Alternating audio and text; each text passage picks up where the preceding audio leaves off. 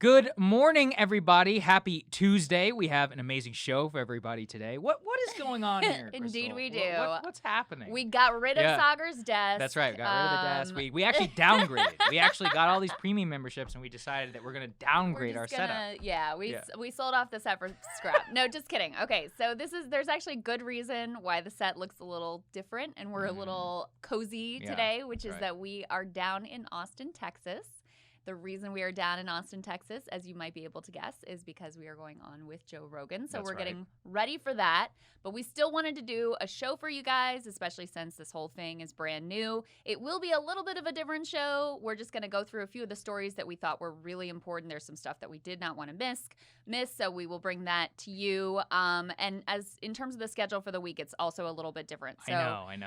Okay, so today we're doing a little bit of an abbreviated show.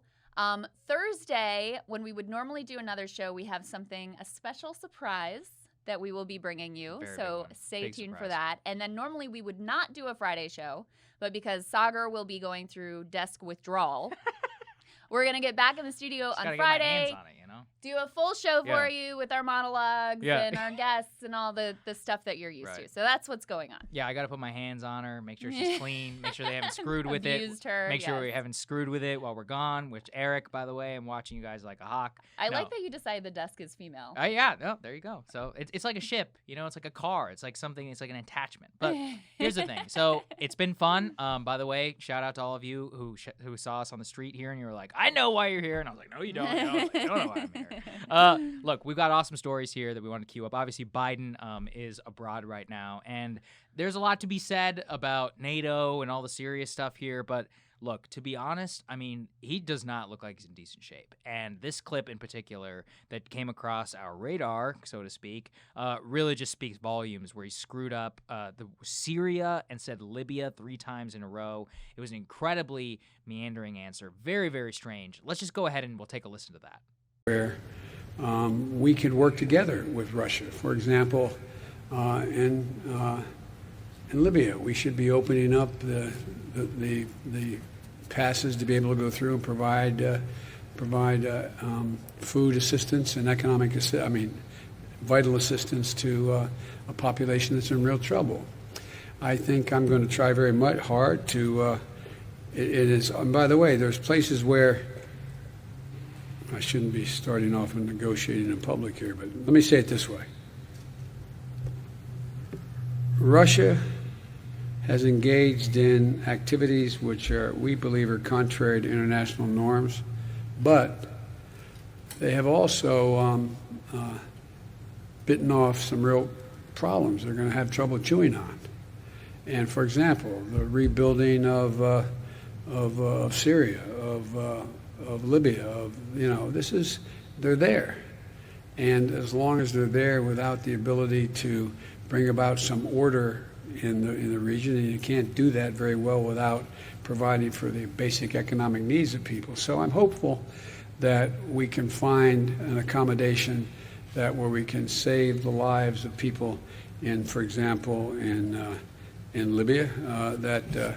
Okay, there's a lot going on there. Look, I'm not going to say Trump was the most articulate president ever, so everyone's always like, well, what about Trump? I'm like, yeah, he also couldn't form a sentence, and it was frankly like pretty embarrassing whenever we were abroad, and it was bad. And I think that, look, from a press perspective, it's obvious, Crystal, that if this had happened under the Trump administration, or really any normal administration, kind of like pre the great partisan cheerleading of the media, that they would say, this was that was a disastrous answer here, right? And look, we're not going after him because he's old, but we're saying, like, this is the president of the United States, and it is obvious to anybody that what's happening here, or at the very least, it was a bad day, right? And yet there was zero coverage. It was like a complete blackout. Instead, they were like commenting on, I also love the Russophobia of the press being like, are you going to stick it to him, Mr. President? Like, what are your red lines, Mr. President? And he's like, verify, but trust. And I'm like, God, like, these people are they literally want to be at war with Russia, but that's a whole other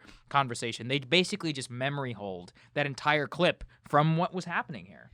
It really is a media story, first and foremost. Well, first and foremost, it's a story about the fact that, look, whatever you think of Biden, you have to be honest about what his capabilities are at this point. Mm-hmm. And you just would not have seen that performance from him even 5 years ago. No, yeah, certainly when absolutely he was serving as vice president in the Obama administration. And you say, the press would have covered it differently if it was a different president. The press did cover this differently before Biden was the Democratic nominee. That's a good point. Yeah, Glenn they were Greenwald some pointed that out. Glenn points this out routinely.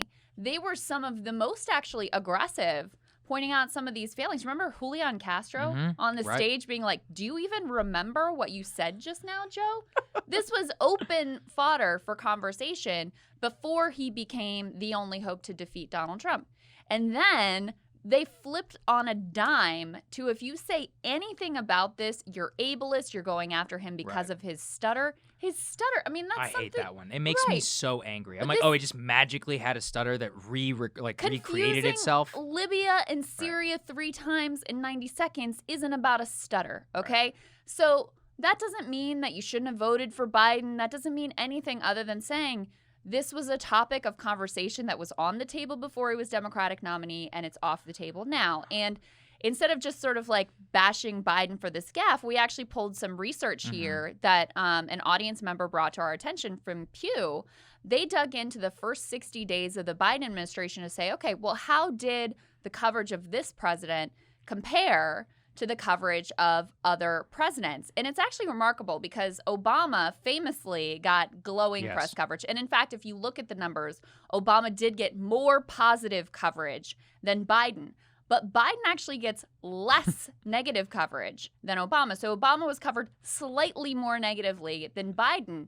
And the largest percentage of coverage, 54%, is actually just neutral, which is kind of consistent with the whole, like, Biden is boring, like, whatever, who really cares what he's doing? Let's get back to the latest culture war battle. It's kind of perfect for that. That's the most important number to me, is not just that he has a 19% negative assessment and a 27% positive assessment. It's actually the 54, which is that it's just absence. It's like one of the most, I think, important lines. I can't even remember who I got it from, which is like, what's the most important form of media bias is what they choose not to show you. Yes. And this is it. It's things like this. It's a gaffe of any other president, actually. Bush, Clinton, Obama, this would have been on the nightly news, and this is just completely ignored. And there is a reason for that. It isn't just about helping Biden out necessarily. It's that it's all about a partisan agenda. It's like they literally feel as if it's their duty not to report on news, which is bad for mainstream Democrats.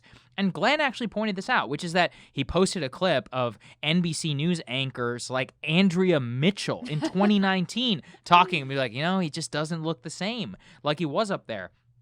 Check this one out from Jamil Smith, I think he's like a Rolling Stone. He's like a total doctrinaire Democrat. I'm no doctor, and I had a family member whose dementia contributed to his death. I will be one of the last ones here speculating wildly about Biden's cognitive abilities relative to his age. But his campaign is irresponsible to let this go unexplained or undiagnosed, if the case may be. So it's an open form of discussion until he wins the Democratic nomination, and the neither segment there around Biden is so incredibly important, combined with the 19% only of negative assessment. How you manage to get less negative press than Obama, that's a skill. That's like actually, that's an actual skill. I don't even know. Kudos to his press shop, I mean, guess. Look, and hey, like the press stop making us pretend that like Jen Psaki's the greatest woman who's ever taken the podium. I mean, look, there have been some good female press secretaries, and she's not one of them. Like, let's be honest here. It's incredibly boring. It's also, so this same research from Pew is very revealing in another way too, because they quantified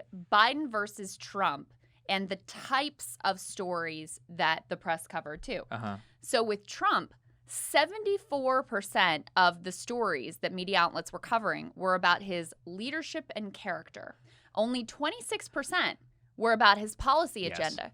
For Biden, it's almost completely flipped. So 35% is about leadership and character, and 65% is about policy. And here's the thing. I actually think that's the better mix. Right? That is actually the better mix, where you're taking these just like subjective personality opinions out of the mix and just looking at, okay, what is the policy actually?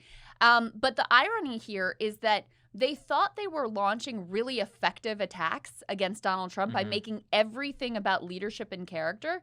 But in fact, if they had focused on the way he was selling out his values that he supposedly believed in and his core principles and selling out his own voters, if they had focused more on his actual policy agenda, I think they would have been way more successful in sort of dimming his popularity. 100%. He would have taken on much more water. Instead, they went with what, if it's one person's opinion about a person's character is as good as, as good as the napkin you can write it on. It's fascinating because I actually had this conversation today. I had an Uber driver who was like, oh, watch a guy's show. He's a big pro-Trump guy. And he's like, you said something that bothered me. And I was like, okay, well, what was it? And he was like, look, it's that you said that Trump was a bad president. And he's like, and you're not factoring in all of the stuff he was up against. And I was like, well, what do you mean by that? And he's like, the media, they just never gave him a fair shot. And I was like, well, what do you mean by that? And he was like, they were going after, his wife and his kids and the Ivanka Jared stuff is legit since he literally hired them. But yeah. I think what you're getting at is exactly that, which is that it actually hardens support for a lot of the key people. Whereas if there had been a discussion about, I don't know, the 2017 tax law about giving a massive corporate giveaway whenever, he ran against corporations, or about, the fact that he basically wanted to strike a quote unquote deal with China in many cases for aesthetic purposes rather than for effective purposes, or why didn't we have steel tariffs until a year into the administration because he hired an idiot named Gary Cohn. All of these things have immense impact on people's lives, and they have no idea. And I don't blame them. It's not their job. Like, these people are out working hard, driving, probably not for a good enough wage, and all they turn on and hear every day is, oh, he's such a venal person, or, oh, he's such this. And what do they hear about Biden? It's more the same. They're like, oh, he's such a good man. He's such a good husband. Like, look, I think it's great. The guy obviously clearly loves his wife, and that's awesome. But I don't want to hear about it every day. Like, oh, he's so awesome. He's the best grandfather. He's so nice because he texts Hunter or whatever. I'm like, yeah, that's great, man. Like, you look like a great father. And, like, truly, God bless you for it. Same with Obama. Like, you were obviously a good dude. But like, what does that mean in terms of what you're actually doing? And there's just, it's the neither part of it is just what bothers me the most. Well, it's like they memory hole it, just disappear. And the irony is, right-wing media tried the same thing with Obama. Yes. When he was president. Right. It was all about, remember a million segments about his failure to lead. My God, yeah. And you just look at that and you're like, what does that even mean? Right. Like, if you have a specific critique about what he's doing or what his policies, let's hear it. Let's have a debate about it. Let's have it out. He bowed to the Japanese. Right, but it was all about he's failing to lead. And it's like, okay, well, guess what? He just got reelected again. But rather than Democrats looking at that and being like, that didn't work out all that well for the right, maybe we should try a different tack. They never, ever learned that. And in fact, we talked about that recent Democratic autopsy, which parts of it were kind of suspect. It came from Third Way, grain of salt. The takeaway has always got to be like, it's the left's fault. But one of the things that they concluded as well, which they had the data to back up, was that Democrats went too far on just Trump's personality, Trump's character. My God, you would have thought they learned that back in 2016. Jesus Christ. But they never learned. And the bottom line is, ultimately, whether he won or lost, their jobs were going to be secure. Some of these people never got richer than during the Trump era, so it wasn't all that high stakes for them ultimately. But I thought those numbers about what the stories actually focus on were fascinating. They also dug into the policy, the particular pieces of policy that they focused on. So during Trump, when the economy was doing well. Yeah, it was fine. Relatively strong. Listen, the American economy always sucks for most people, but, with the top line metrics, the economy is doing well. 2% of stories focus on the economy. Wow. With Biden, it's 22%. Now, on the one hand, I do think there would be a justification for there to be more economic stories right now. Because of COVID, because we're coming on, we got the relief package, all that stuff. I do think that makes sense.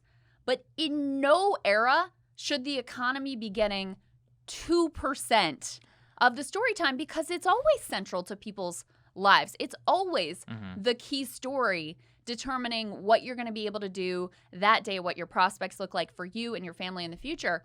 The flip side of that is the number one type of story that they covered for Trump was his political skills. Yeah, okay. So again, these squishy things that you would have been better off if your goal was to hurt Trump to actually talk about his policies. So it makes pretty fascinating. It makes me so angry because it's like what you're talking about how much money that these people made. MSNBC, I mean, Rick Wilson literally wrote and made millions of dollars writing books like Everything Trump Touches Dies. And all these guys who like once had met him in New York would write a book about how he's a bad businessman or whatever, which like maybe it's true. But I mean, they were all just making endless cash, and MSNBC would invite them on nightly and give their platform and just advertise it over and over and over again and focus on the personal characteristics of the president. And then after setting that precedent for 5 years almost straight, given the campaign, now with Biden around, it's just gone. It's just completely ignored. And given how much credibility they've lost with people, given how much that I have seen in terms of how people are just tuning them out to the tune of millions, I mean millions and millions of people just turning off the TV, it can be a positive development. They have nobody but themselves to blame, but they did a lot of damage to this country in the process, and they really can't be forgiven for that. I think that is very true. Okay, so another story we're looking at. There's actually a lot of interesting going on with this. Oh, yeah. We've been covering now for quite a while about the wild housing market. I did a radar back when we were at Rising about this Wall Street Journal article pointing out that now if you sell your home, very likely that permanent capital is going to be the buyer. They're coming in with all cash. They're outbidding first-time attempted home buyers. They profile this couple that's like trying to buy a house. It's in it's in like Allentown, Pennsylvania or something. Not a major metro area, but this had come to small towns. And they had this stat in here about how 1/5 of the buyers of single-family homes are now permanent capital, private equity in particular. And there was a tweet about this article that's been out for a while and specifically focused on BlackRock that just went wildly Mega viral. On the internet. So that's the first layer of the story. Then we'll get to some of the like right-wing reaction to it that's also interesting.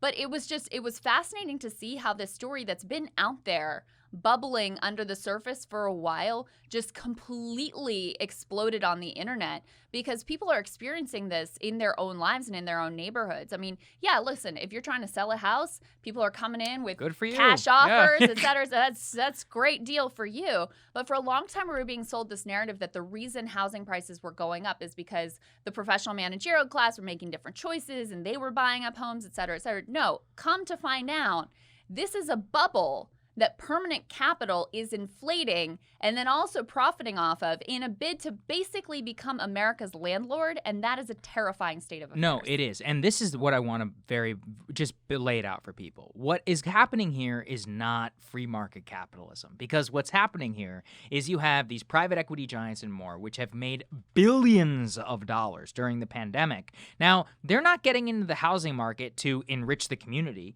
They're not going to sell that house eventually. This is about creating a permanent middle-class rentier class. The worst thing that they've ever lost out on. Remember, poor are already extracted to the tune of hundreds of billions of dollars in terms of late fees and all these other things that landlords have been able to go after them for a long time. But the middle class, the American dream, has always been, okay, if you save up a moderate amount of cash over about a 5 to 10 year period, you can put a down payment on a reasonable house. You can buy that house. You can achieve your dream. You can have property, which is the single largest purveyor of intergenerational wealth, which gives your kids a shot at having a better life than you. AKA why we all live in this country. All right, so all that being said, they don't want any of that. It's very profitable to have monthly rent payments hit their bank account. So they were very willing to pay $100,000, $200K over asking price and buy up all of these new neighborhoods because what they want is to create a lower and middle rentier class, which is paying them. And then they can use more of the money that they're getting in this feedback loop to pay even higher for prices and drive out average middle class consumers. So all of that being said, who do you think is coming to their defense? Because their lackeys have to do it. Oh, well, one of them, Ben Shapiro. And look, I love this because Ben, every once in a while, just takes off the mask and shows us like how much of an actual radical that he is. Yeah, that's true. Here's what he says. I see many people are enraged at BlackRock. BlackRock is buying homes from people willing to sell them. If you don't like what they're doing, target the loose governmental policy incentivizing this investment. By the way, by this he means the Federal Reserve, which has nothing to do with this. And let's ask old Ben if he has anything to do or would do anything whenever it comes to constraining Wall Street. And I think we know the answer to that. Yes. Next, seriously, BlackRock isn't going to stop investing in single-family homes because you're mad on Twitter. You could direct your energies towards the Fed's insane monetary policy. If you're mad at BlackRock and you want to artificially prevent them from buying single-family homes, I'd like for you to explain it to those who currently own the homes why you're taking money out of their pocket. And this is really what it is. He's like, look, if I get it. If you're selling your house, obviously you want the most amount of money. I'm not mad at you. What I am mad at is the fact that these private equity giants got enriched again to the tune of hundreds of billions over the last several months, and especially during this year, and I have a long-term dystopian vision. This is America. Property is the number one way that you get rich. That's it. That's how it works. Yep. I wish it was otherwise, but it is. And you know what? It is ingrained in our DNAs. We're down here in Texas. I would be remiss. This was flagged to me. How hot is the Austin housing market? Shout out to the Austin American Statement. Homes are regularly selling for $100K or more above asking. Wow. 1,500 Austin area homes from January 1st to May 23rd sold for $100K above asking. In the same time frame in 2020, only 22 homes hit that threshold.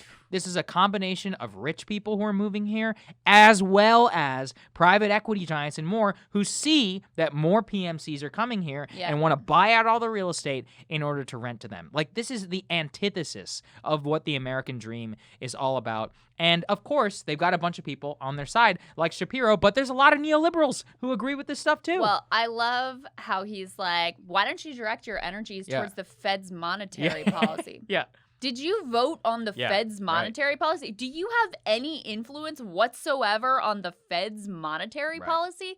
Of course, he takes off the table any of the policy changes that actually might have a chance. There's this thing called Congress you actually vote for. Right. That's where you might, if you have an issue here, direct your energies. And look, in a sense, he's right. BlackRock is going to BlackRock. Yeah. No doubt about it. Right. But Congress could Congress. This is the American capitalistic system that has been set up with, corporate socialism. We're going to get to socialism in a minute. Corporate socialism, and totally rigged in their favor, thanks to, some of the people that Ben would support the most and the type of policies that Ben frequently espouses. This is the logical end result, and it's absolutely grotesque. You said it's setting up a truly sort of dystopian future. And, when I looked into, okay, so what is it like if you have one of these giant corporations, giant private equity funds? What is it like for them to be your landlord? And you will not be surprised to learn it's a hellscape. They do everything they possibly can to save every single penny. So that means if something goes catastrophically wrong in your home, they're not going to fix it, or it's going to be on you to fix it. Of course, the legalistic contracts that you have to sign puts all of the burden and the risk on your side. So you're fronting the cost. Oftentimes, this is what they found. You're fronting the cost for any sort of significant repairs that have to take place. Meanwhile, they're banking the wealth that comes from the appreciation of the property as you're putting in those investments. I mean, that's what that looks like. And you're absolutely right. The one way that at this point, as precarious as the economy is for people, the one way that Americans can still build stable middle-class wealth is through the housing market. And that is what they're going after. That is what they are trying to drive a stake into the heart of. It is the last bastion of any sort of stability. And so I just saw an article recently that was like, millennials don't want to buy a house. They just like the carefree rent. No, they can't buy a house. They can't buy a house You have to be like a millionaire or private Literally equity millionaire. executive in order to buy just a basic house in a hot metro area. And by hot metro area, I don't mean like 5 cities. I mean most of the country. So this is a truly dystopian state of affairs and something that people, clearly it's striking a nerve. No, it is. And I'm so glad, actually. Every time I see like organic like uprisings like this, it just gives me life, because it also, like Ben, there are people on the left who agree with this stuff. Dylan Matthews, he's a Vox writer. The quote, "This seems like a great deal for homeowners and a way to wean Americans off their obsession with investing in crumbling piles of wood and appliances." I have a joke that with a lot of other friends that these people actually do want to force you to live in pods. Like, that's what they want. They want pod lives. Like, they want Ready Player One level existences where people are stacked up on top of each other in like this dystopian hellscape. And it's like, oh, well, they have a place to sleep, right? I mean, like, whatever. Like, what do they care? I mean, maybe they're saving a little bit of money. Imagine referring to your homes as crumbling piles of wood and appliances. That's gonna sell in the heartland. First of all, obviously the most politically stupid thing you could say, but from a human, it's dehumanizing. Yeah. This is crazy. We're in the state of Texas right now. The whole property is intrinsic into the blood of the state in terms of what independence and all that was fought over, but also into like the DNA of how people conceive of themselves. Now, once again, is that the perfect system? Probably not. Yeah. But it is what it is. And at this point, if you're advocating for on the side of BlackRock, imagine thinking, this seems like a great deal for homeowners and then for all these people who are just going to be, imagine paying your check once a month to BlackRock. As you say, oh, your sink is broken? Screw you. You know why? Because it's not like my house. If you're a starter landlord or whatever, your sink is broken, you're like, hey, man, this is my house. You know, you got to make sure I fix this, all of that. You know, I got to rent this to somebody else. BlackRock, they don't care. They'll literally sue me. They'll be like, sue me. Go ahead. What are you going to do? You're not going to sue it. So you can't do anything. You have no rights. I have some questions here. Yeah. Is Dylan Matthews, who obviously is neoliberal, writing for very life, neoliberal. is he calling for like the abolition of private property? A lot of them do it. it. No. A lot of them believe this. Listen, they believe this stuff. I would agree with the sentiment that we are too dependent on building wealth through houses. Houses. Yes, I would agree with that. But you can't rip the rug out from under people without anything to replace it. Then you're just making everybody worse off. If you've got another oh, hey, we're going to build wealth in this other way, okay, and make it okay for you or help you to have a dignified life at this other, okay, then maybe we can talk about that. But you can't just pull the rug out from under. I've got one more though that we have to get to because I definitely this is actually a good one. I definitely want your response to this. Yeah. Marjorie Taylor Greene, MTG herself, her response to this was to say socialism, period. All the people excited over the fantasies of socialism that they consume from social media experts and members of Congress don't understand that there will be very few that own and control everything, and the rest of the population will be poor and under control. So when she sees this rampant, unfettered capitalism that has in fact wrought all kinds of misery and consolidations of wealth and power, and we talk about monopoly and antitrust here on the show all the time. When she sees that, she thinks AOC bad and socialism bad. Look, this is the culture war rotting your brain. But at least Marjorie thinks this is a problem, so I guess we'll take it. I guess that's... You know what I mean? She's not. I don't know. There's probably some senator out, maybe like Chuck Grassley or somebody out there, who'd be like, "Well, look, there's a good deal of homeowners. You know, like, what are you gonna do? You're gonna stop BlackRock from buying houses?" I'm like, maybe. Like, is that crazy? Am I insane? Should we not have a stable housing market? Oh, it's never, an unstable housing market has never worked out badly for the United States. Can't it just be that families and regular people get first crack? And this happens constantly. And if it's just there and nobody wants, okay, well maybe, but why can't we at least have it so that just normal people get first crack? This is, again, it takes the human element out of it. When BlackRock is your landlord or owns all the houses in your neighborhood, do you really have a neighborhood? Like, that's what part of it is about forming human connections with your neighbors and having a community where people who own the property in the community are invested in it. BlackRock doesn't care about you. They care about their office in Manhattan and in Beijing and Shanghai and in London and in Brussels, and then where all of their executives live in the, Greenwich, Connecticut. And if they it could will care less. save them 1 penny to kick you out of the house or Easily. one penny. If they calculate, let's say, that a certain percentage of these homes have asbestos in them. They know they will calculate. Is it worth the money to get rid of the asbestos and make sure these houses are safe? Or is it worth the money to just pay the lawsuits that will come from a certain Yeah, it's like the scene from Fight Club. They're like, we literally take like the average lawsuit times the average payout. Oh, this is real stuff. It's real. 100%. It's real. I mean, I remember in West Virginia covering like some of the excess of the coal mining coming. Same thing. They would scrimp on costs in terms of safety, and they would just calculate out like, okay, well, if one or two miners dies or one or two workers dies, how much are we gonna have to pay onto their family? Like, let's do the trade-off. That's the type of calculations that we're talking about going on here. They do not care about your family. They don't care about your community. They don't care about your neighborhood. In some instances, they are buying up entire neighborhoods. And so it was kind of heartening to see how much attention this is starting to get because, again, I think people, no matter where you live in the country, and this is another thing that's like not a partisan thing, no matter where you live, what type of neighborhood you're in, red state, blue state, etc., you're seeing some impact from this right now. And look, maybe right now you're on the happy side of it. Maybe you are the one selling. Yeah. Good luck then for you. on the other side when after you sell the house, you're trying to buy the next one. No, exactly. Yeah, don't forget about the rest of us out here who are not homeowners, folks, because some of us got kicked out of our house and then had to root away. And we're like, what the hell is going on here? This is crazy. So everybody knows, you do have a roof over your head. Yeah, I do have a roof over my head. I have a house.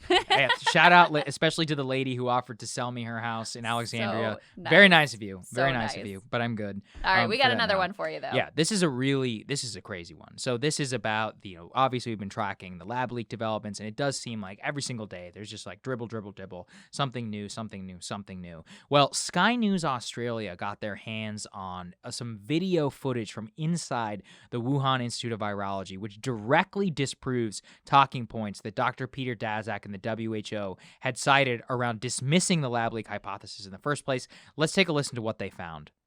For 15 years, they do not have live or dead bats in them. There is no evidence anywhere that this happened. It's an error that I hope will be corrected. Well, tonight, explosive footage from inside the Wuhan Institute of Virology indicates his statements are wrong. It is not a conspiracy to say there were live bats at the lab.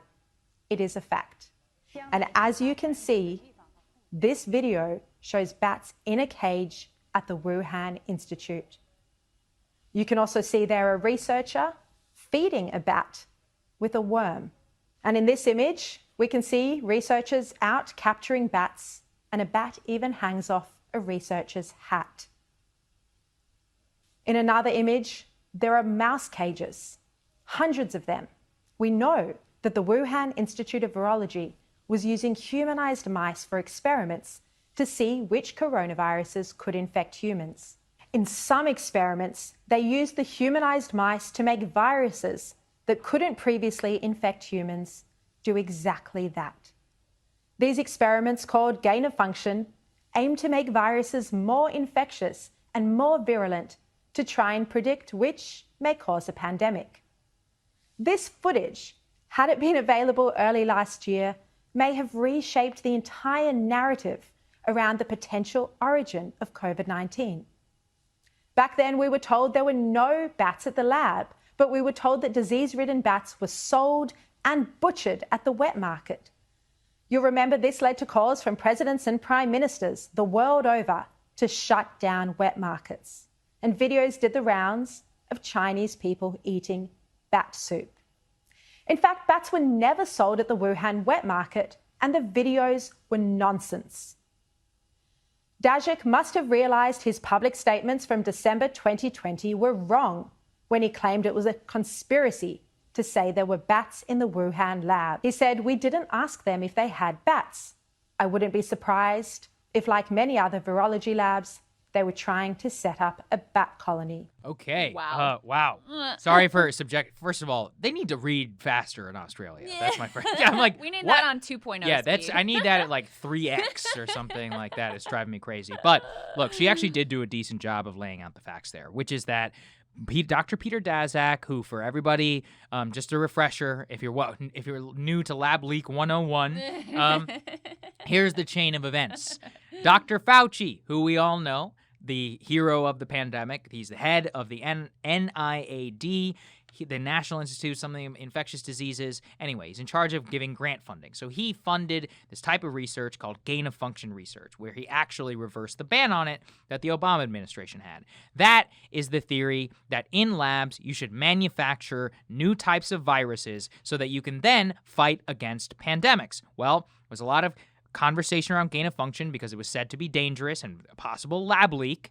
Okay, so part of the funding was funneled through a group called EcoHealth Alliance, which is headed by Dr. Peter Daszak. Now, Daszak, who has a direct hand here in funding the lab, also happened to be on the WHO, World Health Organization, investigation team into whether there was a lab leak. And he says there was no lab leak. When you ask him, he goes, well, I asked them, and they said there wasn't. But he also has been covering up a lot of facts which are not convenient.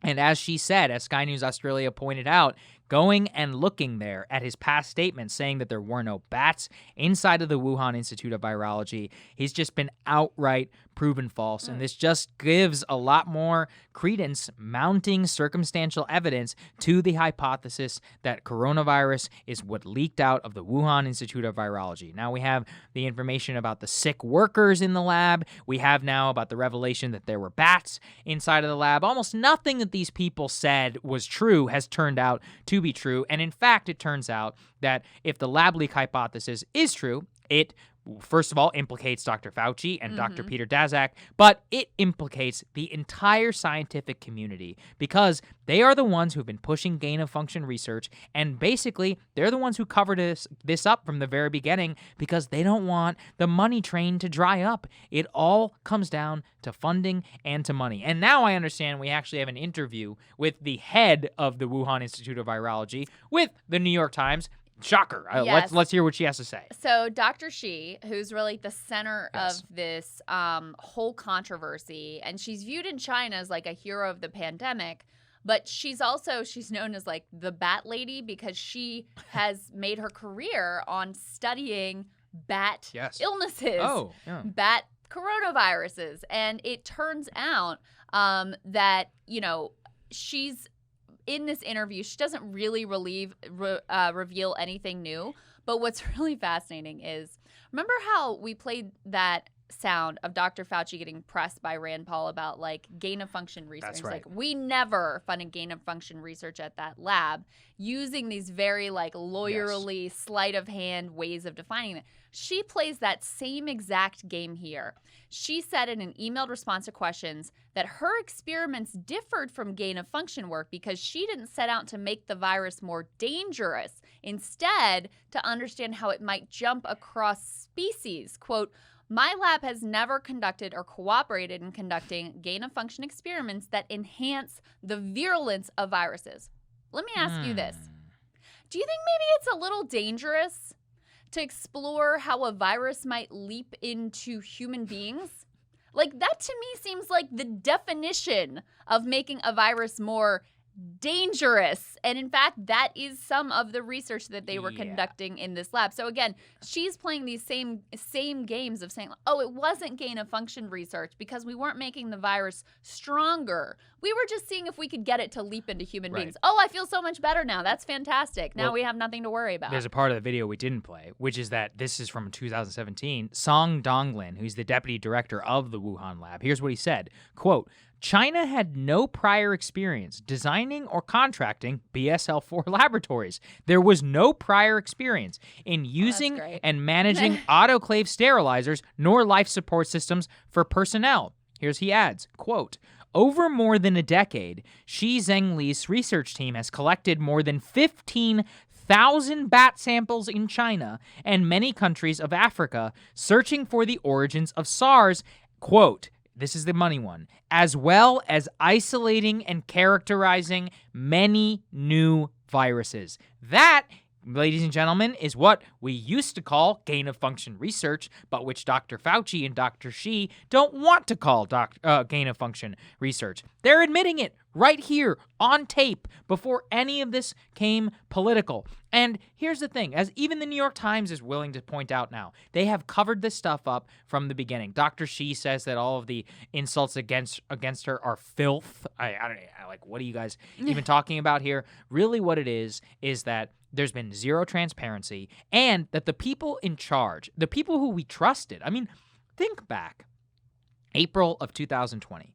How much trust did this country have in people like Dr. Fauci and the Surgeon General and even Daszak, the epidemiologist? I'm sure I was one of many being like, hey, man, like, I got to hear what these people have to say. I mean, they're the ones who are in charge. And slowly but surely, you become deeply disgusted by seeing how, if there's a BLM protest, then apparently coronavirus doesn't matter. But it took a while in order to really say, okay, I can't trust these people anymore.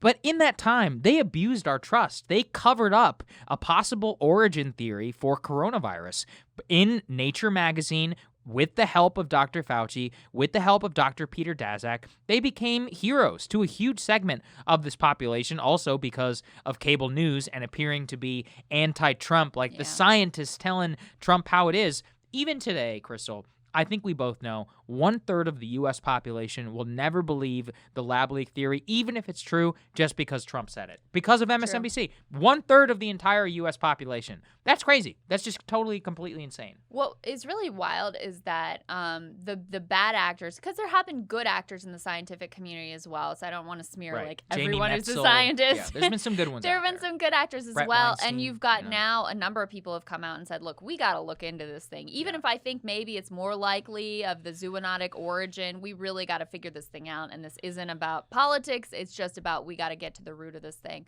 But the bad actors here really very skillfully manipulated the media and the media's weaknesses. Yeah. I mean, the combination of Trump said it, so it's got to be wrong.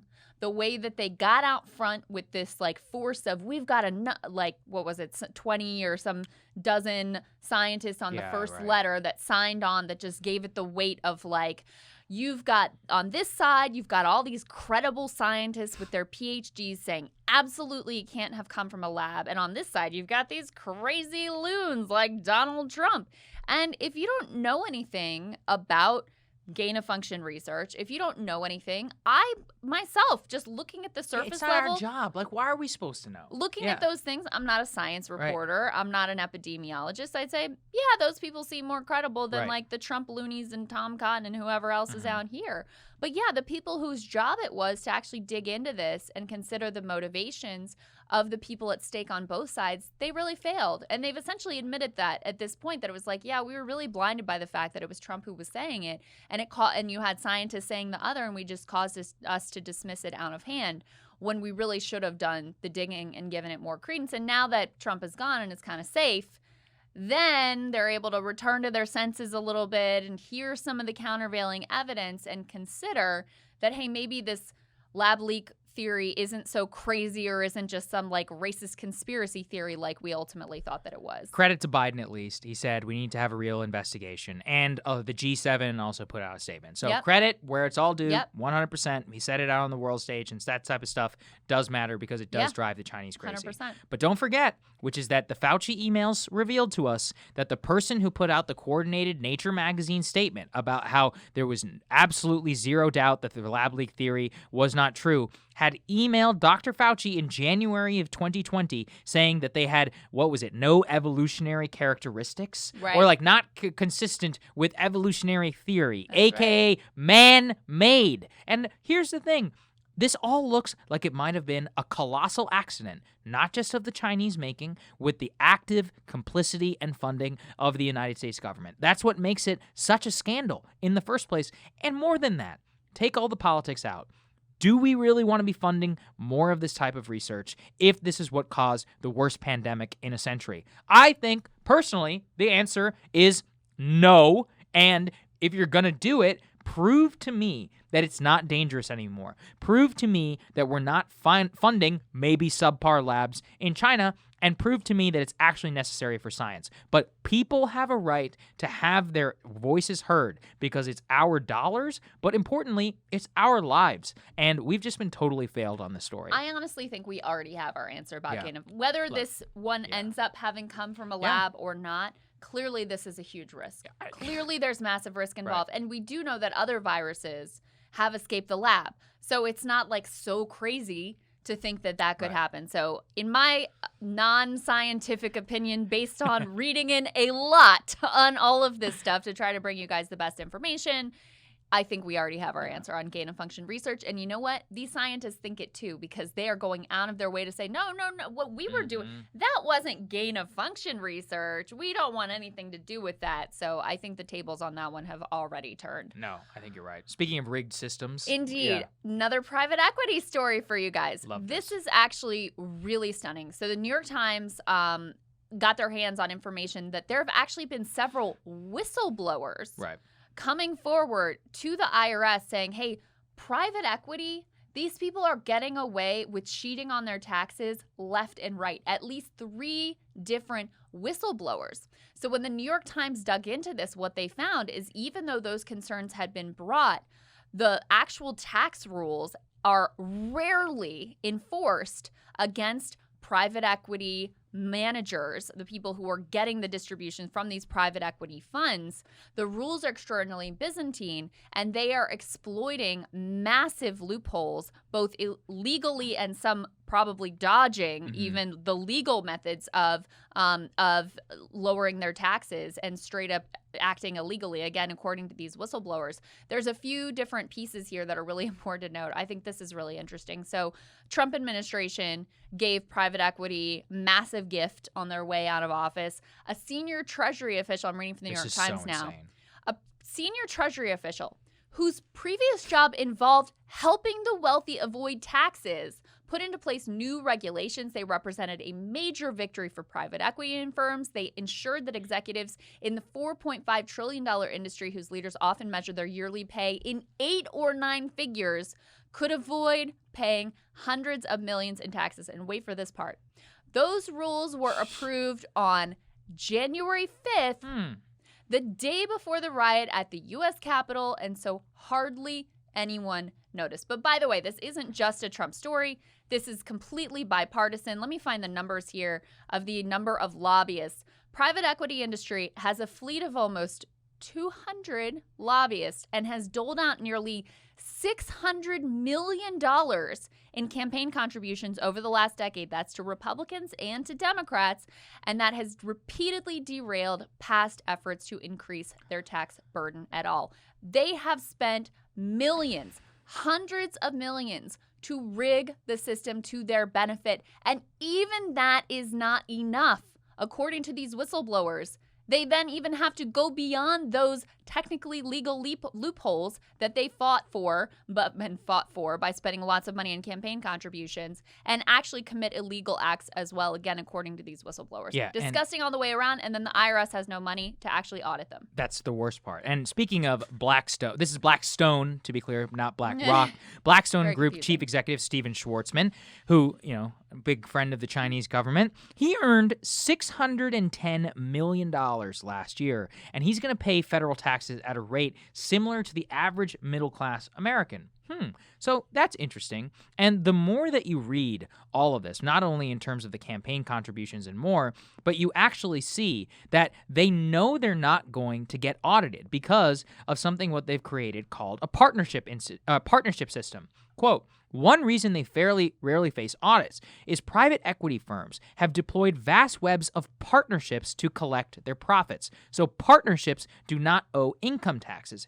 So instead, they pass obligations on to their partners who can number in the thousands at a large private equity firms. That makes the structures complicated for auditors to untangle. Increasingly, this is the really bad part, the agency doesn't even bother. People earning less than $25,000 are 3 times more likely to be audited than partnerships whose income flows overwhelmingly to the richest 1% of Americans. I'm going to say it for what it is. This is rigged. This is a rigged system. If you're Right earning there. less than $25,000 in this country, you are poor. Like, you are on the brink. We're one blown tire away from bankruptcy. And maybe you forgot to check a box or two, or maybe you didn't report some cash tips or whatever from a job on your income. You know what? Uncle Sam should have nothing to do with you, especially whenever these types of people are creating partnerships and funneling hundreds of billions of dollars through this system, all 100% legally. And like you said, it's not even enough. They have to, on the way out, they have to write these little rules. And I love that this happened on January 5th because, okay, January 6th, it was terrible, right? It was obviously a story worth covering. It's June 14th, and the lead story in the political news today, Biden was asked about it the day that we're taping it. Biden was just asked about a January 6th commission on June 14th while he's abroad in talking about NATO. And show me one person, one real reporter who would actually bring this up, do a primetime segment about it, and say on January 5th, 2021, the Trump administration, aided and abetted by the private equity industry, gave hundreds of millions of dollars in tax benefits to the wealthiest people in this country who not only were already wealthy, but made 10 times more than you did during the pandemic while you suffered in your house. That is an absolute outrage. And it's, look, credit to the Times for doing the story, but let's not kid ourselves. Nobody is talking about this in the way that it actually should be. And let's go all the way back to what we were talking about at the beginning, the media and the things that they choose to cover. This is a media story, right? Right. So you could either have focused, again, no one here is saying January 6th was not horrible and did not deserve a lot of attention. It was bad. We gave it a lot of attention, a ton. and it has important ramifications for the country. I want to be clear about that. But the whole conversation about Trump has always just been about character. And if you had actually focused on things like this, massive loopholes, giveaways, written by the dude who came straight from advising the rich on how to avoid taxes, you would have gotten a lot further than you did ultimately. Now, instead, you're in a place where if Trump runs again in 2024, especially if he's running against Kamala Harris, welcome back, President Trump. Good luck. Yeah. I mean, it's seriously, you've left him in a position where people don't know that these are the type of actions that they were aggressively pursuing, giving the store away to the richest and most powerful among us. This one loophole, the carried interest loophole, you probably heard it named before. It's like the way that they're able to book revenue. Instead of taking it as income, they take it as carried interest. And then, so that one loophole cost the federal government $130 billion. Just that one thing. And like, we're not big, you got to pay for it and balance the budget people over here. This is about basic fairness. This is about basic belief that this system that we have set up in this country is going to work for you and isn't wildly, disgustingly unfair and rigged for the people who already have the most. And so that's what this is really all about, because the moment that you lose that, and I mean, in a lot of ways, that whole trust, any semblance of, oh, this is a fair system, you work hard and you pay your taxes and you make it to the top, that's gone. Stories like this just underscore it. And if you don't fix it, you're in a bad, bad place. So all these people who look at like, what can we do? The trust in institutions is so incredibly low. It's because of Fox News. It's Fox News. Yeah, I mean, look, Fox News is not a great institution, but neither are any of these other media outlets, by the way. And if you want to say which is worse, okay, you know, maybe I'd say Fox. But it's everything to distract from their own failings. The next thing that they would do after Fox News is like, oh, well, it's your fault because you're just buying into all these conspiracy theories and you're not educated enough, or you're not listening to the right programming or whatever. Look, is corporate media responsible? Yeah, but this is the thing too. Their bosses, many of the people who invest in these companies or own them, they're benefiting from the same thing. So how are they supposed to report on this? This is where it all. I'm just sitting here thinking about somebody who's making less than $25,000 a year, getting audited by the IRS, and then having these guys, funneling millions of dollars so they can buy new boats in Monaco or whatever in order to not pay tax. It is blood boiling just even thinking about that. And yes, I'm not a huge have to pay for it every line item since countries aren't houses, turns out. But it's about fairness, and it's about buying into the system. This whole thing, America, the experiment, look, nothing ties us together. It's not blood, you know? That hasn't been the case for a long time. It's not, common cultural heritage. There's some of that, but not necessarily, especially in the cosmopolitan age. It's about belief in an idea and in being able to get ahead and more. That is slowly dissipating. And the more that people see this type of story, I've said this so many times, people know the system is rigged. They just can't explain to you exactly how. And that's what we try and do here the most on this show. And the more that you have these types of developments, and look, this will just continue to get worse and worse, because I guarantee you maybe the Biden people won't be as brazen, but there will be some similar giveaway to the rich inside of the Treasury Department, and it will just cascade and cascade. And like you said, then they'll be geniuses and run Kamala, and then Trump will win again, and then it's over. This whole thing, it's just at that point, the amount of capital that they've accumulated, what are they going to do? Let's bring it back to earlier the show. They're going to buy your house. Yeah, or they're going to buy BlackRock will own your neighborhood, and yeah, by that time they're going to do that thing that New York City landlords do, and they're going to screw with your property until you sell to them, and drive you out. And they're going to make it so that you can't buy a house in this country. Soon you won't even own a car. You'll lease it from BlackRock or Blackstone, and you're not going to own anything. The only thing that you'll own is your cell phone, so that they can track you all day and make sure that they go and they I'm starting to sound like Alex Jones, very but dystopian. Listen, I guess we're in the same city. Some of it's bleeding in here right now. Yes. Yeah. In happier news, right. We're excited to be on with Joe Rogan. Yeah, I know. Yeah, we're pumped. Everything must be maybe fucked, but at least we're gonna get to talk to a big audience about exactly what's going on in the media. I'm sure we're gonna dig in a lot into all of that. And honestly, I mean, look, you guys have shaken people up in terms of what you've accomplished, the support. A lot of mainstream actors, I mean, they didn't even know we existed. They had no idea what we were doing. Yeah. And so when in 1 week they see us popping up at the top of these charts, et cetera, that was eye-opening moment. And so what does that actually mean? What does that portend? And that's not just about Saagar and I and what we're doing here, but what does that say about the country? What does that say about the media landscape, where things are heading? There's kind of a great revolt underway as trust in these media institutions has completely collapsed, and people are disgusted by some of the overt advertising, all this stuff that just makes the whole enterprise feel sleazy and untrustworthy. So we'll dig into those pieces. I hope we get a chance to talk about some of this housing stuff that I think is incredibly important. We will. Look, the country's at a really, the world, I would say, is at this great moment of uncertainty. We're in this kind of in-between space, right? At least here in America, the pandemic is receding into the rearview mirror, and now we're left evaluating the wreckage and all these weird financial metrics and potential bubbles and people starting to quit their jobs and consider a different way of living.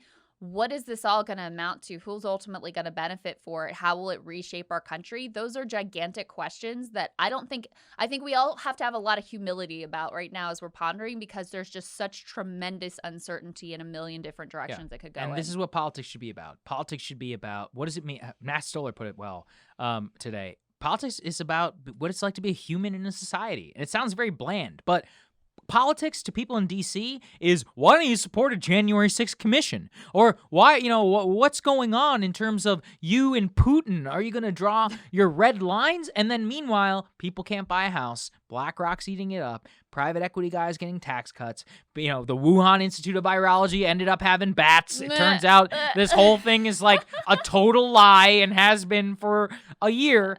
All of these things are happening, and I don't hear about it anywhere else. I'm so excited to talk to Joe. It's going to be a fun conversation, and it's important. I always see it, as our responsibility to try and elevate these types of deeper stories that have deep meaning and impact on people's lives, and explain to them why the system is rigged against them, why the media is lying to you. Sometimes it's intentional, but many times that the system is built in such a way that lies are the only thing that they're capable of producing, or mistruths, or pointing people in a different direction. All of these things happened over years, and understanding and getting to a new place can only happen through understanding. That's what Joe is the best at. And so I guess we'll have 3 hours to talk about it. Yeah.